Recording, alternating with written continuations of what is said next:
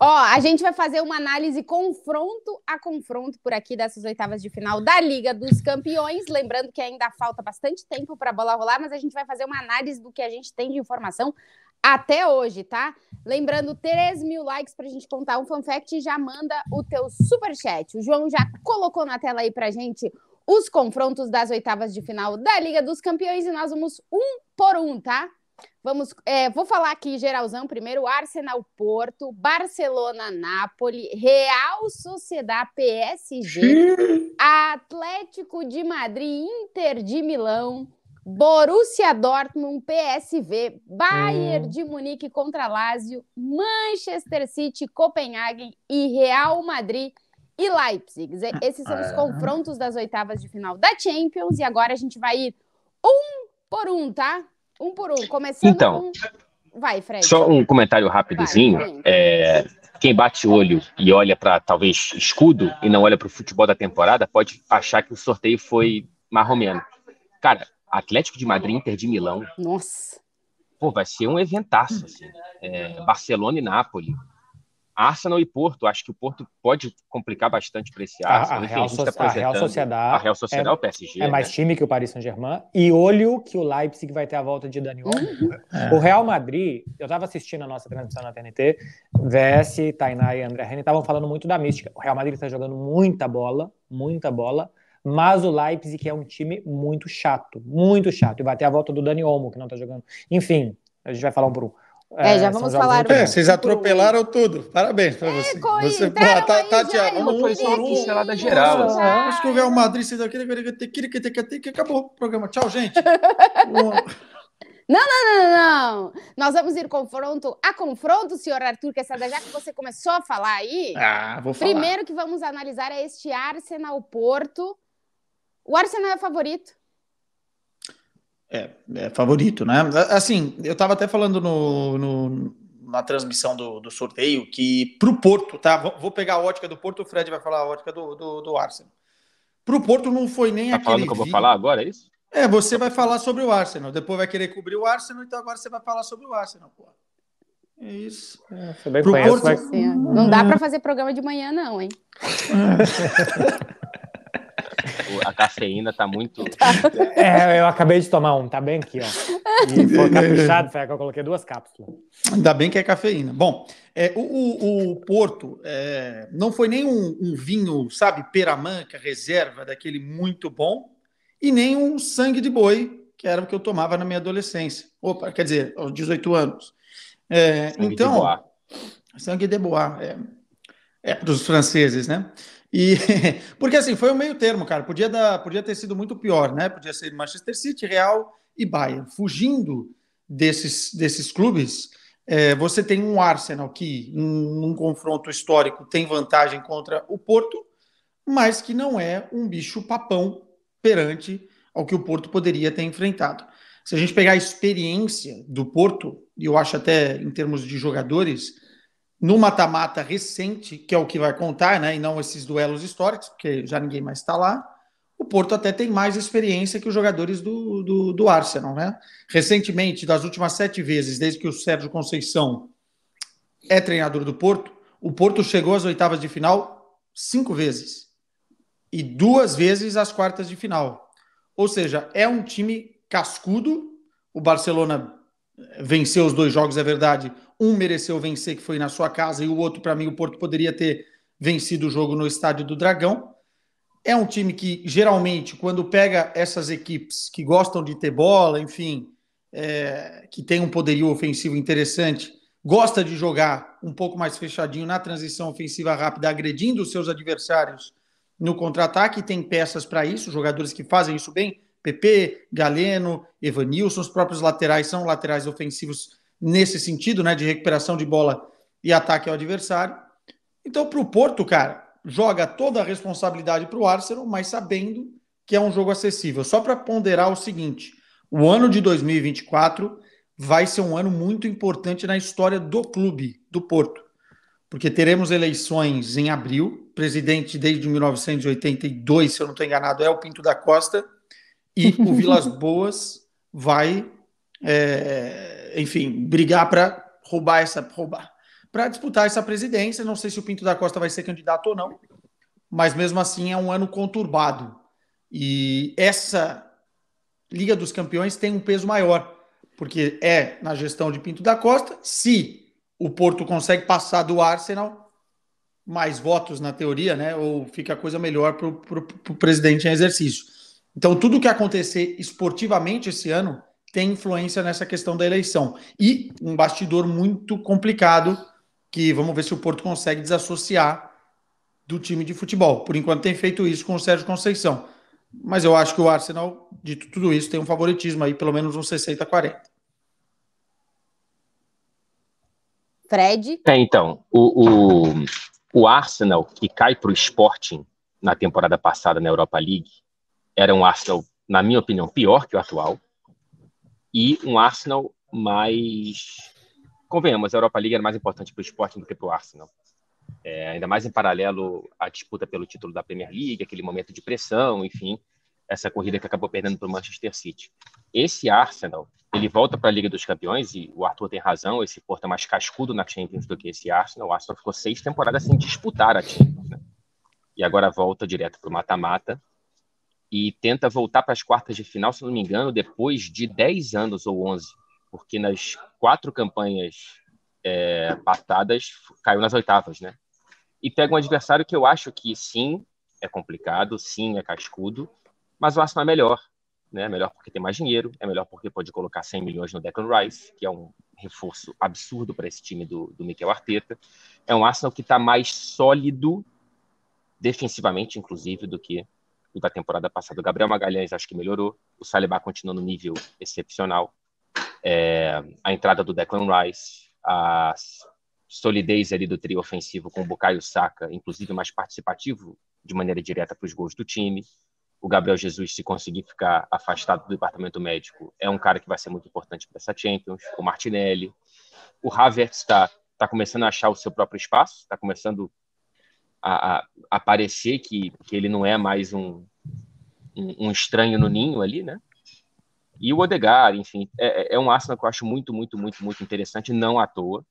É o líder da Premier League enquanto a gente fala nesse momento. Eu acho que é muito ruim para o Porto, tá? O Barcelona, quando jogou uma hora boa dos 2 jogos, dos 180 minutos, eu tô completamente torto, porque a câmera tá perdida, eu não tô conseguindo me achar. Dos 180 minutos de confronto com o Barça, o Barça jogou bem uma hora. A partir dos 30 do primeiro tempo, aqui do jogo em Barcelona. Então, jogou bem 15 e depois 45. Nesse tempo que o Barça jogou bem, o Porto foi muito inferior ao Barcelona. De resto, foi ou igual ou o Porto melhor. Os 90 minutos em Portugal iguais ao Porto melhor e os 30 primeiros minutos aqui iguais ao Porto melhor. E nesse período que o Barça jogou melhor, ele jogou ao que o Arsenal joga boa parte do tempo. Ataca muito bem, ataca muito rápido, ataca dos 2 lados, e nisso o Porto se mostrou insuficiente. Então tudo bem que é outro jogo, que é daqui a 2 meses, mas eu acho que o estilo de jogo do Arsenal, que é um estilo de jogo do Barcelona mais bem feito, é ruim para o Porto. O Xavi quer fazer o que o Arteta faz, né? Assim, dá para dizer isso. Mas... assim, ataca rápido, ataca bem. Ontem, por exemplo, foi uma obra-prima do Arsenal. Assim, a bola ficou 50% do tempo no terço final de campo do Arsenal. O Brighton não conseguiu sair da sua intermediária. Você está falando da solidez defensiva, né? Nem tanto por conta das peças defensivas que melhoraram. Por exemplo, acho que na temporada passada o Ramsdale fazia a melhor campanha do que está fazendo o David Raya até aqui, que aí não parece constante. É porque a bola não chega. O Arsenal consegue pressionar que o adversário não chegue. Você viu o jogo? Eu não vi, mas o Brighton ele tinha marcado de maneira sequencial em 33 jogos e só não marcou contra o Arsenal. E praticamente não teve nada, assim.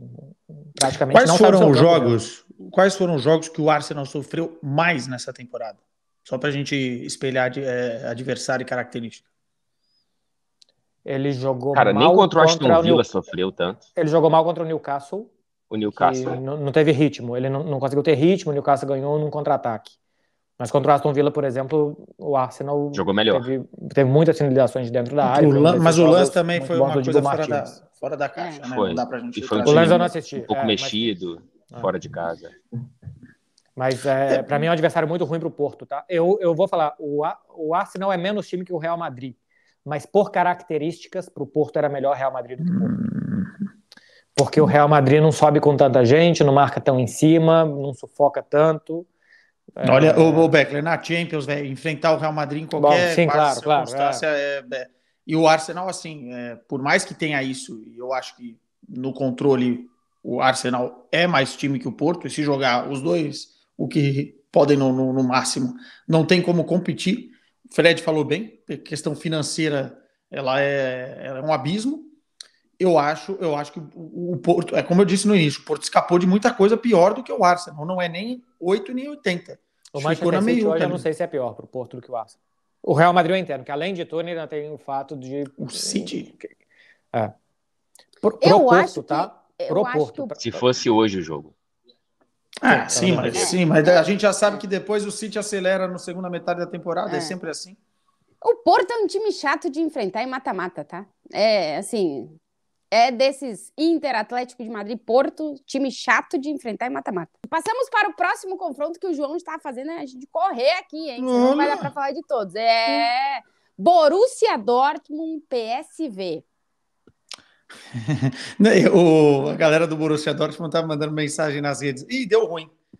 Porque a torcida do Borussia Dortmund pensa dessa forma. Quanto mais acessível, na teoria, for o adversário, o Borussia Dortmund é aí que vai fraquejar, é aí que vai decepcionar. O ponto maior nesse duelo é que o PSV é um bom time. E tá nadando de braçada no campeonato holandês, fez bons jogos na fase de grupos da Liga dos Campeões, mostrou algumas debilidades, mas tem alguns jogadores interessantes. O Jiménez é um deles, Santiago Jiménez, que é um dos artilheiros... Santiago Jiménez é do Feyenoord. É do Feyenoord. Perdão. É o Super Luke de Jong. Luke de Jong. Luke de Jong. Mas é um time que tem muita bola dentro do campeonato holandês. Eu acho que é o único time de Liga Europeia... exato. Acho que é o único time de Liga Europeia com 100%. 100%. Em Liga, dentro da Liga. Sim. Dentro da Liga. Porque invicto tem o Bayer Leverkusen. Não, tudo bem. Mas aí é o seguinte. O Borussia Dortmund é aquela caixinha de surpresas, né? Pode fazer jogos excepcionais, como pode fazer jogos decepcionantes.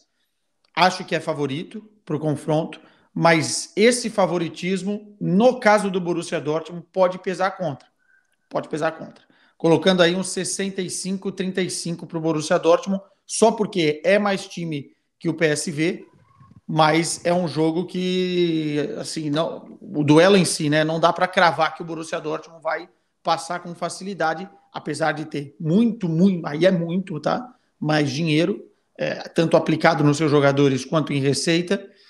É um jogo de montanha-russa aí. Não sei se o Borussia Dortmund vai passar com facilidade, não. Eu também acho, viu? A melhor coisa que podia acontecer para o PSV, que pinta como um dos times menos potentes do segundo pote, era pegar um adversário que permita um jogo lá e cá. Porque é o que eles fazem. E é o que eles são muito bons fazendo. Cara, você pega os números do campeonato holandês, eles têm 48 pontos em 16 jogos, eles têm mais gols do que pontos. Eles têm uma média de mais 56 gols marcados. São 10 goleadas em 16 jogos. É bizarro. Tudo assim, bem que quando você pega a régua, vocês do Arsenal, por exemplo, né? Então, claro que... E é um holandês sem Ajax, né? Assim, tá começando agora a se recuperar, né? Assim, nos últimos 7 jogos, acho que são 5 vitórias, 6 vitórias, já tá um pouco mais ali em cima. Mas é um time de transição, de muito ataque. Saiu perdendo para o Sevilha, por exemplo, esse jogo eu vi 2-0 e amassou o Sevilha no segundo tempo. Tudo bem que hoje em dia o Sevilha é bastante amassável, mas amassou o Sevilha no segundo tempo. No Santos Pizjuán. E amassar para o pessoal da Holanda, que a gente dá um negócio para pensar. Enfim, pro apertou muito o Sevilha, né? Apertou. Foi. E depois que acende também. Nossa, e jogou pelas pontas, cara, de uma forma única.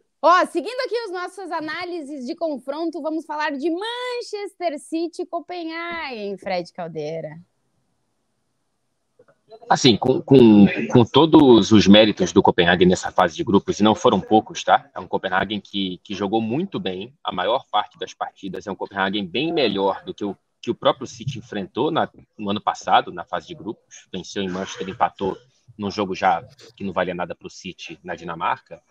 É um time bastante competente, mas assim, o Manchester City pegou a menina dos olhos do pote 2, né?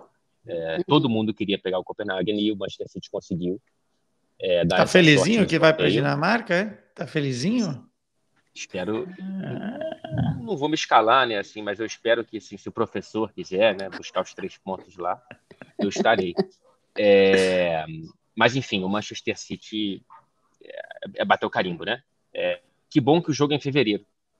Se fosse agora, o risco seria um pouquinho maior. O City ainda é muito favorito, mas o jogo sendo em fevereiro, a gente tende a projetar um Manchester City bem mais confortável.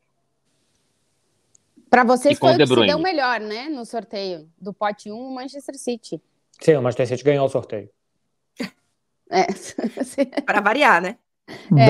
Bola gelada, né? Geladíssima do Manchester City no sorteio. Ó, passando para o seguinte confronto: Real Madrid e Leipzig. Tem uma galera achando que o Real Madrid se deu bem no sorteio e para mim não se deu bem, não. Um dos últimos times que conseguiu ganhar do Real Madrid na Liga dos Campeões foi o Leipzig, tá? Na temporada passada, o Real Madrid perdeu 3-2 lá na Alemanha. É verdade que o Real Madrid já estava classificado para as oitavas de final naquele então, mas é um time muito difícil de ganhar, porque é um time que não tem medo do Real Madrid. Se tem uma coisa que o Leipzig não tem, é medo do Real Madrid. Eles vão ir para cima. É um time que ataca muito, muito rápido, que tem jogadores que se destacam. O Dani Olmo deve voltar já para as oitavas de final da Champions. Tem o Xavi Simons. É um time que produz muito ofensivamente e que pode colocar o Real Madrid em situações complicadas. Eu ainda acho que, pelo que a gente viu do Real Madrid até agora, pelo time ter uma quantidade absurda de lesionados e tá conseguindo jogar bem, tá conseguindo entregar resultado, tá conseguindo entregar gols, tá conseguindo não sofrer gols. O que o Ancelotti tá fazendo no Real Madrid nesse início de temporada é um milagre. Mas eu acho que o Leipzig vai ter uma eliminatória. A gente tem uma eliminatória de oitavas de final entre Real Madrid e Leipzig. Para mim, o Real Madrid é mais time, tem melhores individualidades. Mas o Leipzig é um time coletivo e que, enfim, joga muito pro ataque. É verdade que pode deixar espaços para o Real Madrid, o que pode beneficiar, mas eu tenho dúvidas de que Real Madrid a gente vai ver em fevereiro, porque, como eu falava antes, mais uma lesão de ligamento, a Alaba tá fora, Courtois não volta para fevereiro, Militão não volta. A verdade é que os jogadores que estão no departamento médico devem começar a voltar agora, mas tem uma linha defensiva que não é a linha defensiva titular desse time, perdeu o goleiro e os 2 principais zagueiros. É verdade que o Rudiger faz uma grande temporada, mas vamos ver que Real Madrid a gente vai ter para fevereiro.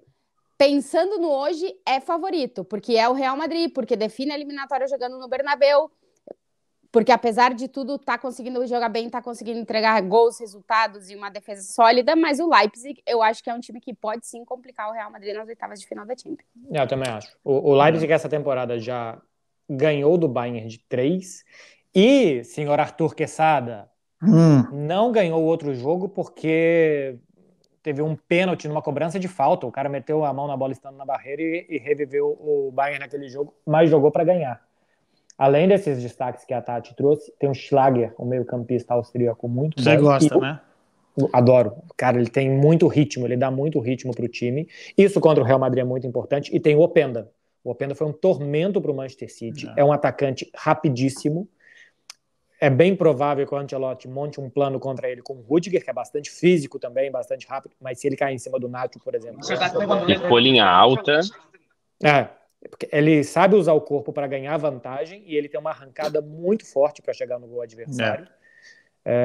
Para mim, desde o início, para mim é o time candidato a surpreender na Champions. Quando a gente fez aquele negócio que tinha que mexer a cabecinha assim para escolher o time no post, eu coloquei Leipzig como uma surpresa.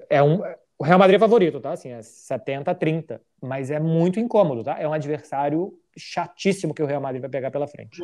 E só para reforçar o ponto que a Tati sempre fala aqui, falou hoje, a gente fala isso, mas acho que muita gente deixa de falar, que é o que o Ancelotti tem feito com esse Real Madrid. Cara, é uma transformação de um Real Madrid pós-Benzema, sem um centroavante, já teve tudo isso para acertar o esquema tático de sair de um 4-3-3 depois de tantos anos. Entrou agora uma multidão aqui, né? Espero que vocês me ouçam bem. E o time desmontando, né? Por conta de lesões. Então, assim, o Ancelotti, ele merece muitos e muitos e muitos elogios cada vez mais. Assim, o que ele está fazendo essa temporada não é normal. Até o Real Madrid é uma coisa assim, as pessoas às vezes julgam o Ancelotti como um tiozão legal e um time de mística. O Real Madrid está jogando muito bem. O Real Madrid ganhou 19 jogos essa temporada, 11 por 2 gols de diferença ou mais. Ontem goleou de novo, o Vinícius praticamente não jogou a temporada, então o Rossello tem 8 gols, o Rodrigo tem 9, o Bellingham tem 17. O Modric, que não jogava, estava triste, começou a jogar muito bem porque não tem outros jogadores. O Ancelotti é bom, é o melhor Real Madrid dele. Outros ganharam e tal, assim, mas o que mais joga bola é esse, cheio de problema. Então, a gente tem muitos vícios na hora de avaliar os times, e um dos vícios é achar que o Ancelotti é só um cara legal e que o Real Madrid é só um time de camisa. O Real Madrid não ganha todos os jogos jogando bem, mas ganha todos os jogos. E o Ancelotti sabe que a base para esse time funcionar, ele falou outro dia, o que eu quero de presente de Natal? Ganhar os 2 jogos que faltam para ir pro Natal com tranquilidade. Então ele é um grande gestor de grupo e ele está se mostrando, apesar de muita gente não reconhecer, um baita de um treinador. O que ele está fazendo com o Real Madrid é um milagre, repito. Ele perdeu os jogadores, o melhor goleiro do mundo, os 2 melhores zagueiros, o melhor ponta esquerda do mundo, os 2 tá jogando sem 2 volantes, o Kroos tá jogando de volante. Assim, o que ele está fazendo com o Real Madrid é um milagre. Vamos ver até quando vai o milagre. Fora jogar sem 9. O Bellingham falou outro dia, o que eu tô fazendo no Real Madrid, agradeço ao senhor Ancelotti que me colocou nessa posição. Então, assim, é realmente incrível. Só que a ótica do RB Leipzig, o sorteio foi muito ingrato, né? Porque, assim, o Real Madrid não é um time que joga como o Bayern de Munique, pelo contrário, né? Porque, assim, pega um recorte de um confronto desse nível para o RB Leipzig, teve espaço para correr, né? Teve espaço para fazer o que o RB Leipzig faz de melhor, que é esse contra-ataque, essa transição em velocidade, que é o que o Beckler tanto gosta no time. E o Real Madrid também faz isso muito bem, né? Especialmente com a velocidade dos meninos, do Vinícius, o escape. Então eu não sei se em termos de encaixe foi a melhor notícia. Em termos de time, nunca é pegar o Real Madrid, mas em termos de encaixe foi a melhor notícia para esse RB Leipzig. Vamos ver o retorno do Dani Olmo. Deve estar bem para esse duelo, né? Só em fevereiro é uma boa notícia, né? Porque ele é o cara, ele é o grande nome desse RB Leipzig. O Xavi Simons, beleza, o Schlager é ótimo, o Openda muito bom, 3º artilheiro hoje da Bundesliga, mas o Dani Olmo é o grande cara do RB Leipzig. Vamos ver se recupera bem, né? Que ainda, além de tudo, as lesões ainda tem aquele resquício pós, né? Pode ser que o cara tenha uma recaída. Vamos ver se recupera bem, mas é um confronto muito bom de assistir. Dona Clara Albuquerque, senhor Arthur Quesada, Bayern de Munique, Lazio. Vai a Clarinha ainda não falou muito. Não disse que veio. Que tá frio, gente, eu tava precisando me recuperar. Eu cheguei com as mãozinhas tremendo. Nariz de rena de Papai Noel. Tava 0 grau, tava difícil. Cara, pra mim, o Bayern de Munique é bem favorito. Dos 3 italianos, a Lazio, pra mim, é o mais... não vou usar a palavra fácil, mas é o mais acessível. Por mais que o Napoli tenha tido algumas inconsistências na temporada, para mim foi muito claro a escolha errada de técnico, então eu acho que o Napoli agora tem a tendência a evoluir. E a Inter, para mim, não só é o melhor italiano, como para mim o melhor time do pote 2. Então eu acho que o Bayern de Munique tem algumas inconsistências. Tá estranho, não é um negócio que Bayern de Munique tá aí super favorito, mas eu acho que o confronto é quase todo pro lado do Bayern. É uma Lazio fraca, é uma Lazio que não tem, por exemplo, o Immobile, que é um jogador que salva, não faz grande temporada. É uma Lazio cansada. Perdeu no final de semana para a Inter, sem a Inter fazer nenhum esforço. Então, jogo duro para lá. 11ª colocada. É um time de meio de tabela. De meio para baixo de tabela. Um time, eu achei frágil contra o Atlético de Madrid, tá? Não defende bem e não ataca bem. Então, eu achei um time bem frágil. Tem um estádio que não aperta, é um estádio olímpico, a torcida fica longe. Então, para mim, é o duelo mais que Manchester City e Copenhague, é o duelo mais desequilibrado das oitavas de final. Porque a Lazio é um time que não vejo uma margem de evolução tão grande para assustar o Bayern de Munique. O Bayern de Munique tem suas inconsistências, tem suas irregularidades na temporada, Assim, mas é um time se fosse Lazio e Copenhague, você não seria tão bizarro imaginar o dinamarquês passando. Eu só acho que eu confio mais no City, apesar do City não tá no seu melhor momento, do que no Bayern. Então, o Bayern de Munique é o seguinte, fez um jogo muito, muito bom contra o Stuttgart agora, né? É um time que liga e desliga, a gente já falou disso na temporada, mas a tendência é de evoluir, inclusive com o mercado de inverno. O time já assumiu que vai ao mercado buscar algumas posições que deixou escapar no finalzinho do mercado de verão sem muita explicação, como o Stanisic, como o Lucas Hernandes, o Pavard, como o Sabitzer, enfim, deixou um monte de gente embora e não trouxe para repor. Então, o time deve contratar alguma outra peça, mas mesmo sem contratar, é muito mais time que a Lazio, né? A gente teve um confronto recente, que muita gente vai estar em campo, que jogou em 2021, nas oitavas de final, e o Bayern de Munique, naquela ocasião, atropelou, né? Foi 4-1 um dos jogos, o outro foi 2-1. No agregado foi um 6-2. Eu acho 80% 20 esse confronto. Acho que o Bayern se deu muito bem. Para mim, foi o vencedor, junto com o City, talvez, do sorteio. Agora, uma coisa é falar, outra coisa é fazer, tudo bem. Só que, cara, eu tô ainda colocando o Bayern de Munique na lista dos favoritos para levar essa Champions. Real Madrid, City e Bayern. O Bayern tem um potencial muito grande com os jogadores que tem e vai ser curioso ver o Harry Kane pela primeira vez no mata-mata. Mas assim, se não contratar um 5, ainda evolui mais. Mas se não contratar um 5, ainda assim é um time muito forte. E agora surge um menino, atenção a esse nome, Alexander Pavlovic, jogou ontem, de 19 anos, e é capaz de ter mais minutos e ganhar espaço nesse time. Não é um primeiro volante de origem, mas pode fazer essa função e tá com fome. Lembra que a gente falava que para esse Bayern às vezes falta fome?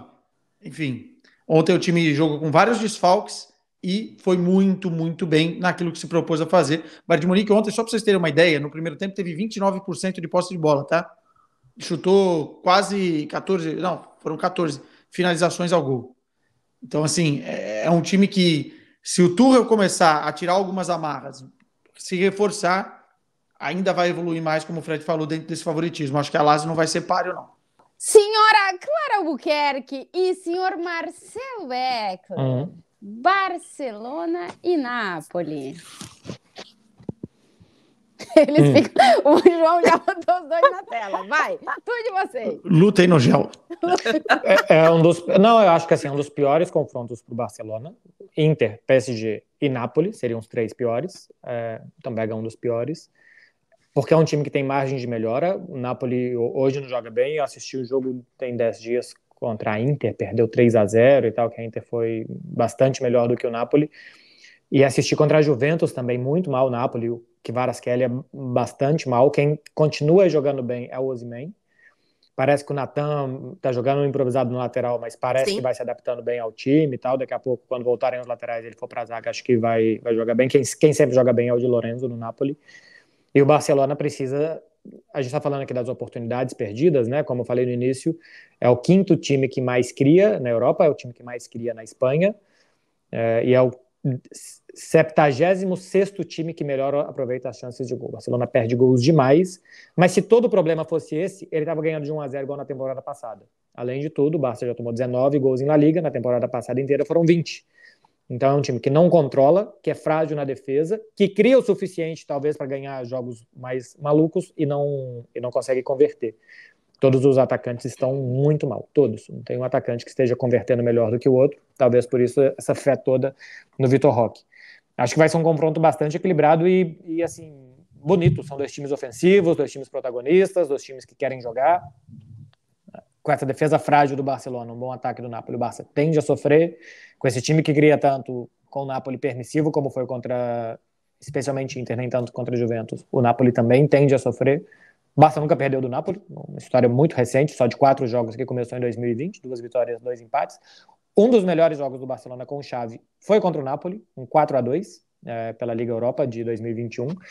Então vamos ver. Eu acho que hoje esse confronto é certamente muito diferente de fevereiro, porque são 2 times que estão completamente em obras para chegar em fevereiro de forma diferente. Eu acho que hoje ele é muito equilibrado, só que a gente precisa entender se o Napoli vai evoluir para o que era aquele Napoli, porque é um Napoli que tem as mesmas peças praticamente, perdeu um titular da temporada passada, né, um zagueiro, e quem está sendo titular agora é o Nathan, tem algumas modificações por conta de lesão, mas é um Napoli que, na minha opinião, pode chegar mais próximo do que era o Napoli na temporada passada. E aí é entender o quanto que esse Napoli vai voltar a ser aquele Napoli e o quanto que o Barcelona vai evoluir. Porque se a gente tem um Barcelona do jeito que está hoje, perdendo ali, vencendo aqui por 1-0, e o Napoli evoluindo, para mim o Napoli tem uma chance de sair com a classificação. Mas se o Barcelona também evolui e o Napoli continua nessa mais ou menos, talvez, para mim, acho que é o confronto um dos mais imprevisíveis daqui para fevereiro. Porque, assim, a gente pensa, o Real Madrid, enfim, todo mundo pode ter lesão. O Real Madrid pode trazer mais um jogador, o Bayern de Munique pode trazer mais um, o City pode ter a volta, quem sabe, do De Bruyne. Mas eu não vejo esses times mudando muito. Eles podem estar no momento melhor, no momento pior, mas eu não vejo eles mudando tanto. E Barcelona, em especial, para mim, é o time que mais pode mudar. O Napoli, eu acho que ele não vai mudar tanto, é mais uma evolução, é uma volta para o que ele era, né? Então, é bem imprevisível essa partida em fevereiro. Para vocês terem ideia, o meio-campo titular do Barcelona, pensado para a temporada, tem 4 jogos. Com Pedri, Gundogan e Frenkie de Jong. Assim, jogaram 1 vez e meia em agosto, aí o Pedri se machucou e depois o De Jong se machucou, e agora jogaram primeiro contra o Porto, Atlético de Madrid, Girona e agora Valência. E está jogando bem o meio-campo do Barcelona. Tá? Teve uma mudança contra o Valência do Gundogan mais à frente. O Gundogan teve 2 chances dentro da área. O Pedri fazendo a saída de bola, o time teve mais ordem para sair também. Então é claramente um time em início de temporada, assim, o Barcelona, com que o Xavi pensou para o time começando agora a acontecer, com uma pressão muito grande por conta dos resultados, porque o Real Madrid está indo embora, porque, enfim. Mas a margem de melhora para mim passa pelo meio-campo do Barcelona, que agora apenas começa a jogar junto. Olha, o Manchester City aí perdeu o De Bruyne no início da temporada, perdeu o Rodrigo 2 jogos, foi um Deus nos acuda o time que não conseguiu chutar no gol contra o Aston Villa. Então essas coisas fazem diferença. E acho que pode fazer a diferença para o Barcelona se esses 3 ganharem ritmo. Eu tenho uma perguntita para Marcelito. Marcelito. Cara, se você falar isso sem um sombreiro mexicano, é um desperdício. Tem gente do PSG que ficou feliz de pegar a Real Sociedad nessas oitavas de final da Champions. É isso mesmo? Tem gente feliz no Paris Saint-Germain? Alguém consegue ser feliz neste clube? E na cidade? É isso mesmo, e é com razão. O que não significa que a Real Sociedad é fácil. Mas entre a opção Real Sociedad e Real Madrid, Real Sociedad e Manchester City, Real Sociedad e Bayern de Munique, Real Sociedad e Arsenal, entre todas as opções, o torcedor do PSG escolheria a Real Sociedad. Lembrando que o Dortmund não era uma opção, né? Exato. O que não significa que é fácil, que é favorito, que joga melhor e que Real Sociedad é um adversário baba. De jeito nenhum. Mas, entre as outras opções, era o sorteio, era o adversário que o PSG queria. Eu estava na torre para fazer o sorteio e, por acaso, na hora que deu o sorteio do PSG, tinha um grupinho de 3, 4 meninos passando, torcedores do PSG, assistindo ao sorteio no celular. E eles comemoraram. É claro que eles não comemoraram, porque eles acham... Comemoraram, eles gritaram mesmo. Tipo, né? Tanto que eu fui perguntar, eu tomei um susto, e aí eu fiz, pra confirmar, né? Porque foi exatamente na hora, mas eu queria confirmar. Aí eles falaram, não, sorteio, PSG, não sei o quê. Óbvio que eles não comemoraram porque eles acham que é fácil e porque eles já estão nas quartas de final. Eles comemoraram porque não foi o Real Madrid, porque não foi o Bayern, porque não foi o City. É um PSG que está em construção, é um PSG que tem tido vida difícil nas oitavas de final. Temporada passada perdeu para o Bayern de Munique, na anterior para o Real Madrid. Aí teve as 2 que avançou. Antes disso, Real Madrid, United, Barcelona. Então, o PSG tem, nas últimas 7 classificações para as oitavas de final, 5 quedas. Então, é para comemorar o sorteio, que não significa comemorar a vitória, porque tá longe disso. É um PSG que não venceu fora de casa na Liga dos Campeões, tem 2 vitórias em 6 jogos, que ainda tá em formação, que ainda não encontrou, isso tem se mostrado um pouco mais nas últimas partidas, a posição ideal do Mbappé, tem time ainda com alguns lesionados que vão voltar e a gente vai entender quem vai ser titular, quem não vai ser, ainda é um time em formação. Então, dentro do que era possível, para mim, não há nenhuma dúvida de que foi a melhor opção. Repito, que não significa que será fácil. Marcelo Beckler. O Paris Saint-Germain não tinha muito para onde correr, né? A Real Sociedad é muito bom time, vai ser muito difícil. Eu acho que tem assim, estatísticas que não servem para nada, mas tem umas que me dizem muito sobre como o time joga. Dos times de La Liga, só Barcelona e Real Madrid ficam menos no seu terço de campo do que a Real Sociedad. Ninguém pressiona a Real Sociedad, ninguém tem volume de jogo contra a Real Sociedad. E pressiona muito bem a saída de bola do adversário. Olha o que o PSG fez ontem, no jogo contra o Lille, olha o que fez contra o Dortmund, olha o que fez contra o Newcastle, olha o que fez contra o Mônaco, olha o que fez contra o Newcastle no jogo de ida. O Paris Saint-Germain sai jogando muito mal e a Real Sociedad marca muito bem, sufoca muito bem. Se precisar, ela faz isso por 70, 80 minutos. Foi o que fez contra o Benfica, por exemplo, na Luz. 70 minutos martelando o Benfica. Foi Você o que fez lembrar contra dessas coisas? Sempre que eu posso, tiver uma chance quesadinha de te deixar chateado. Foi o que fez contra a Inter no primeiro jogo, que 1-1 não é justo. A Inter, para o segundo jogo, jogou mais atrás para evitar ir para frente e dar espaço para a Real Sociedad correr. A Inter de Milão, que para mim é um dos melhores times dessa temporada da Europa, teve que mudar a sua forma de jogar para se adaptar à Real Sociedad. Tudo bem que estava um pouco mexido na última rodada. Opa! Caiu o Beckler. Fica falando mal do Benfica aí, deixa eu... Puxei o cabo aqui, ó. Acho que o Marcelo tá voltando. Voltou. Nem sei como, porque aconteceu, porque tá tudo bem. O meio-campo da Real Sociedad é muito bom. Zubimendi, Mikel Merino, ontem jogou o Oyarzabal no meio, enfim. É um muito bom time, tá? Assim, é 50-50. O Paris Saint-Germain vai ter vida duríssima nas oitavas de final. Eu ia perguntar pro Fred e pro Quesada qual é que é. Se o jogo fosse hoje, porque a gente não tem como saber o que vai acontecer em 2 meses, né? Mas se o jogo fosse hoje, para vocês o PSG é favorito? Não, 60-40. Se fosse hoje. A Sociedade favorito. Fosse hoje. Assim, as pessoas elas querem opinar às vezes sem assistir os jogos, né? Aí você olha lá, Real Sociedad se deu bem o Paris Saint-Germain. E, cara, assim, tirando ninguém, não. Foi o melhor time da primeira fase de grupos. Tá. A Real Sociedad, em termos de futebol apresentado. Cara, o que eles fizeram com o Benfica, em São Sebastián, foi uma coisa de sair do primeiro tempo ganhando de 5-6-0. É um time, como o Beckler falou, pressiona muito bem a saída de bola do adversário, mas não só isso.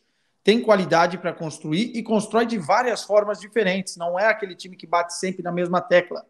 Constrói bem, aproveitando essa pressão alta, né, na perda e no ganho e perde de bola, depois na bola aérea, de fora da área também é um time que arrisca bastante e chuta muito bem. Olha, eu acho que de tudo que poderia pegar, talvez o Paris Saint-Germain tenha comemorado. Agora, não me espanta nada a Real Sociedad estar nas quartas de final, e para mim a Real Sociedad tem uma história parecida do que foi a temporada passada com o Napoli, ou até mesmo com o Benfica, vamos colocar. Acho que mais até com o Napoli que encantava mais do que propriamente o Benfica, que era mais competitivo. Eu acho que a Real Sociedad é esse time nessa temporada. É a grande surpresa da Liga dos Campeões e não me surpreenderia surpreender novamente se eu usar a palavra surpreender mais uma vez em repetição. É bom deixar claro, né, Tati, Marcelo, especialmente, não tem perigo da Real Sociedad perder os jogadores na janela de inverno, né? Não é como se a Sociedad chegasse em fevereiro com um time desmantelado, enfim, isso acontece geralmente de uma temporada para outra e não dentro da própria temporada, então uma Real Sociedad muito parecida, salvo qualquer lesão com a que jogou essa fase de grupo. E é completamente diferente do PSG, né? O PSG acaba de ter um técnico, é o 6º ano do técnico da Real Sociedad. Paris Saint-Germain mudou todo o elenco. Esse elenco da Real Sociedad são 16 jogadores da base, dos 25, 16 são da base e que estão lá há muito tempo. Os jogadores não querem sair da Real Sociedad. O Zubimendi tinha proposta para sair, não quis sair. São muito identificados, né? A questão do País Basco, do Euskera. Para o Atlético Clube de Bilbao é ainda um pouco mais do que para a Real Sociedad, que já se abriu, mas também é um clube muito identificado. Então, além de tudo, é completamente antagonista ao que é o Paris Saint-Germain. Exatamente, o que eu ia dizer, é um time que os jogadores jogam junto há muito tempo, e na temporada passada chegou a ter 6 ou 7 lesionados, e os meninos da base seguraram o time e levaram para a Champions. Então é um time que sabe o que tem que fazer, e isso para o PSG costuma ser complicado, né? Porque o time com jogo coletivo com o PSG costuma ser complicado. Você sabe quem, Quesadinha, formou os garotos dessa base da Real Sociedad? Dime. Ele. Xabi Alonso. Xabi Alonso. Levou esse time da Real Sociedad B para disputar a segunda divisão da Espanha. É isso aí. Ó, as últimas 3 vezes, o João mandando informação pra gente, as últimas 3 vezes que o PSG se classificou em segundo no grupo, caiu nas oitavas de final, para Real Madrid, Bayern e Barcelona. E agora vamos falar sobre o que, para mim, é o confronto, olha, que esse confronto promete na Liga dos Campeões, porque eu escutei de vários comentaristas que acompanham o Atlético de Madrid, que o adversário mais complicado do segundo pote caiu para o Atlético de Madrid. Essa Inter de Milão eles consideravam mais complicado do que pegar o PSG. E eu estou de acordo. Neste momento, pegar a Inter de Milão em um mata-mata da Champions, Dona Clara Albuquerque, a sorte é que o Atlético de Madrid é um time treinado por Cholo Simeone, o que também vai dificultar a vida da Inter. Como muita história na Inter, né? Sim. Jogou na Inter, sim, tem toda uma história, mas olha, esse confronto promete. Para mim, sem dúvida, no pote 2 era o adversário mais complicado. É verdade que muita gente vai falar, mas foi segundo colocado, não foi tão bem. A Inter jogou a fase de grupos com quase todos os jogos poupando. A Inter não fez 2 jogos inteiros. O que é estranhíssimo, né? O que é estranhíssimo. Para mim, agora, olha aí, ganhou o presente. Sim.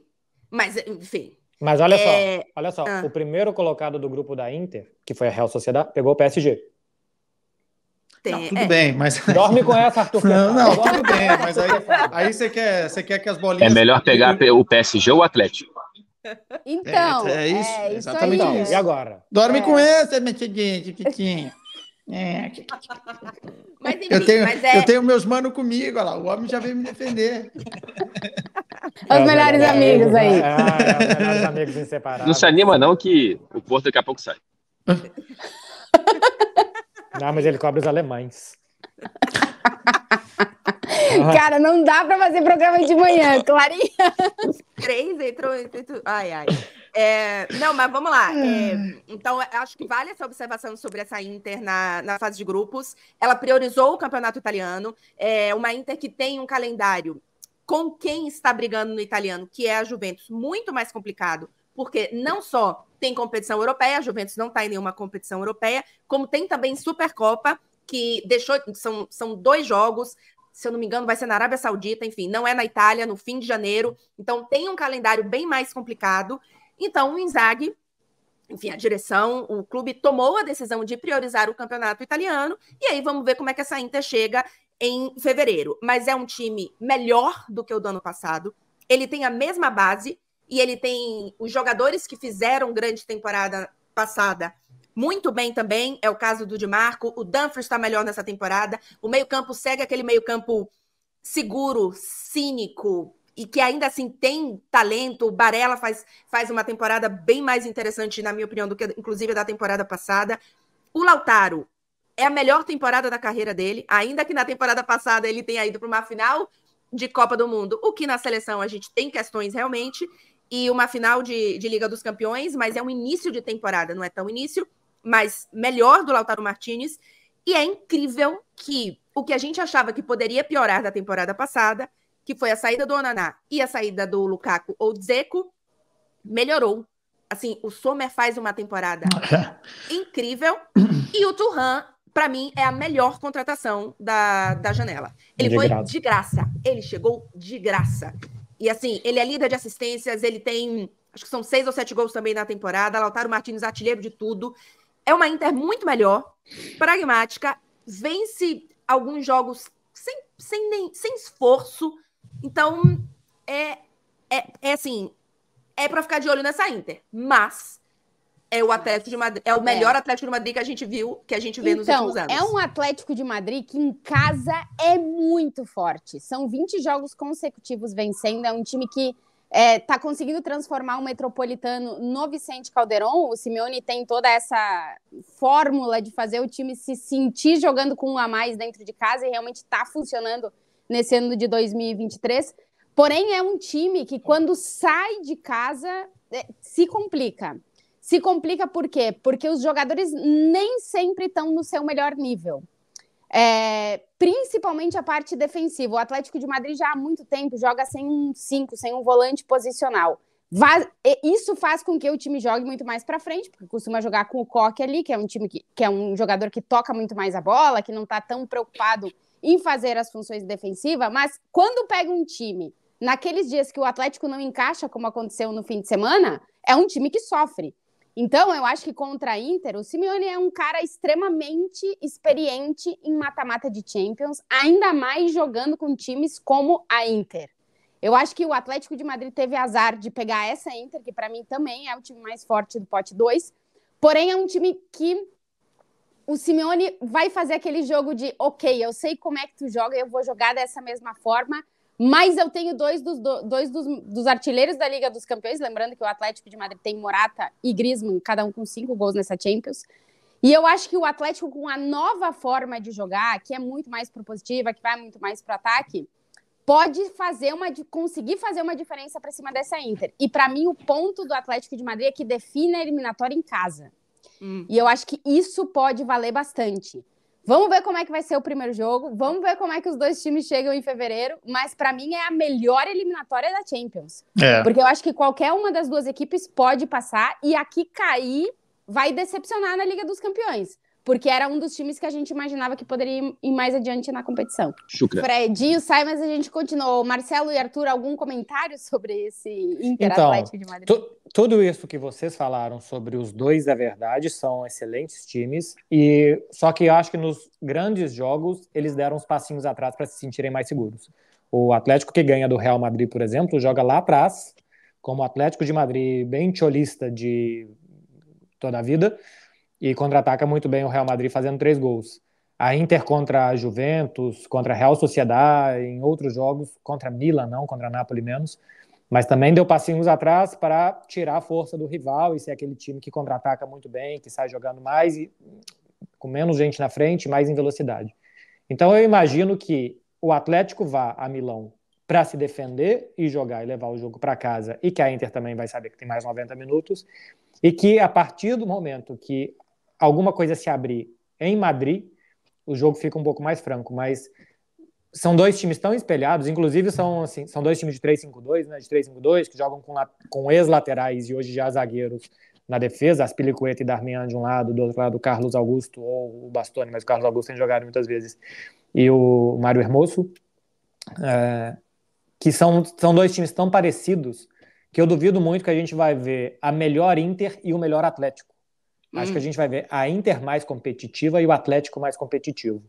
Mas a gente não vai ver essa Inter de Milão que tem média de mais de 2 gols por jogo no Campeonato Italiano, o Atlético de Madrid que tem um dos melhores ataques da Europa em 2023, querendo se impor via isso.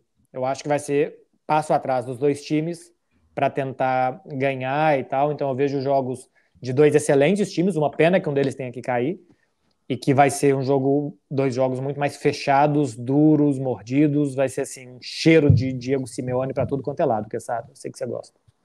Gosto. Não, acho que o Simeone ele se reinventou nesse Atlético e isso é justo falar, né? Ele conseguiu fazer o que ele queria dentro do plantel, as mexidas que teve de uma temporada para outra. Lembrando que o Atlético de Madrid caiu na fase de grupos da temporada passada, inclusive um jogo contra o Porto, e parecia que era o fim do mundo. Inclusive, o fim da trajetória do Simeone era falado aquilo, né? Acho que em Madrid também, né, Tati? Pelo menos. Sim. Cambaleou. O ponto é que ele ficou e, cara, é um baita treinador, né? Não sei se para ser o mais bem pago do mundo, mas já não é mais, eu acho, hein? Já baixou, né? Mas é um baita treinador. Então, assim, tem identificação com o Atlético. O meu ponto é mais a minha bronca com a Inter de Milão. Eu acho que a Inter poderia ter sido o primeiro do grupo, aproveitando debilidades de alguns times do grupo, o próprio Benfica. O jogo que eu fiz da Inter de Milão ficou bem claro, 2 tempos bem distintos, né? A Inter no primeiro tempo, além dos jogadores, foram muitos reservas que jogaram, o time parecia que estava jogando um amistoso de início de temporada. Porra, era Champions, cara.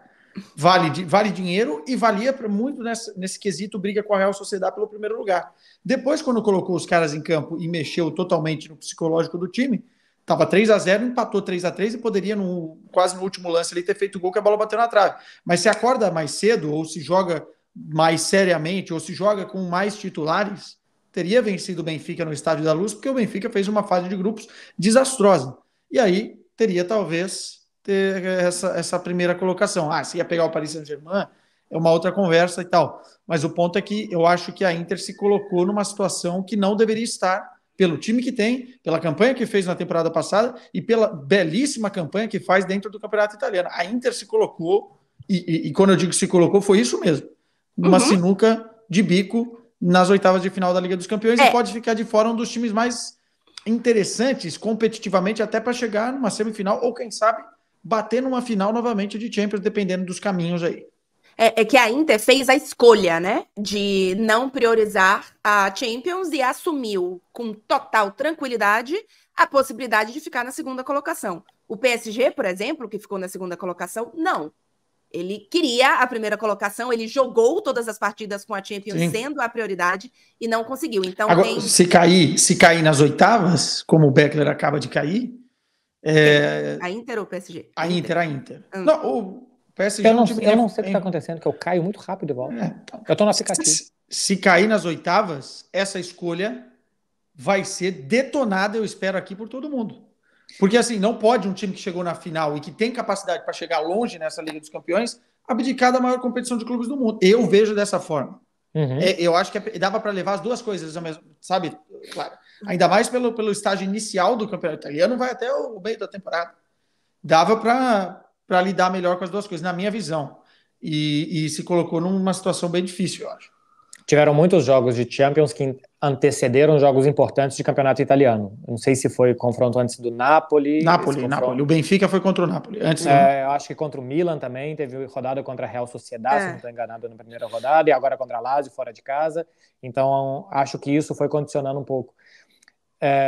Eu concordo com o Quesada. Tem que tentar passar em primeiro. Você pode controlar poucas coisas no futebol. Uma das coisas que normalmente se controla mais é que se você passa em primeiro, você tem uma melhor chance de ter um adversário mais acessível. Pode até acontecer que não, mas sim. Só que eu acho que para a Inter tanto faz. Eu tenho a sensação que para a Inter tanto faz quem vem do outro lado. Os tropeços nessa temporada foram contra em casa, Sassuolo e Bolonha, além de um empate com a Juventus, que é completamente normal. O Bolonha é muito bom time. Mas não é porque o adversário é mais duro que a Inter tem mais dificuldade. Assim, ganhou do Empoli sofrendo, aí fez 3-0 no Napoli. Então, a Inter tem isso, assim, quem vier do outro lado não muda tanto o que ela pode fazer. Eu tenho a sensação que se do outro lado viesse, tudo bem, o PSV para a Inter fosse primeiro, é uma coisa. Mas que se viesse muitos outros times do segundo pote, tinha muitos italianos, então já ia ter muitos bloqueios, mas que a Inter teria o mesmo tipo de dificuldade que ela vai ter contra o Atlético de Madrid. Eu acho que foi uma opção, né? Claramente é uma opção da Inter e vamos ver o quanto vai custar essa opção